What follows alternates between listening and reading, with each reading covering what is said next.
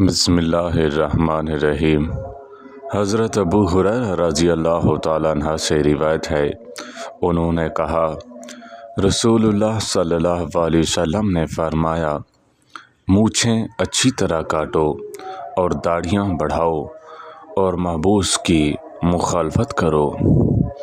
حضرت ابو ہریرہ رضی اللہ تعالیٰ عنہ سے روایت ہے، انہوں نے رسول اللہ صلی اللہ علیہ وسلم سے روایت کی، آپ صلی اللہ علیہ وسلم نے فرمایا، جب تم میں سے کوئی قضائے حاجت کی جگہ پر بیٹھے نہ تو قبلے کی طرف منہ کرے اور نہ ہی اس کی طرف پشت کرے۔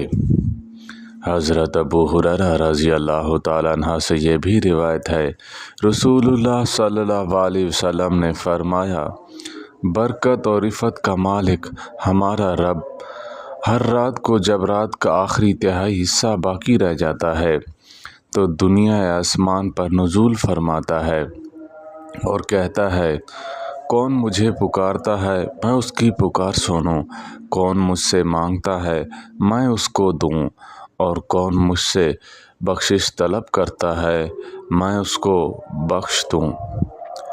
حضرت عائشہ رضی اللہ تعالیٰ عنہما سے روایت ہے، رسول اللہ صلی اللہ علیہ وسلم سے پوچھا گیا، اللہ تعالیٰ کو کون سا عمل زیادہ پسند ہے؟ آپ صلی اللہ علیہ وسلم نے فرمایا، جسے ہمیشہ کیا جائے اگرچہ وہ کم ہی کیوں نہ ہو۔ اللہ تعالیٰ ہم سب کو پسندیدہ عمل کرنے کی توفیق عطا فرمائے۔ آخر دعوانا ان الحمد للہ رب العالمین۔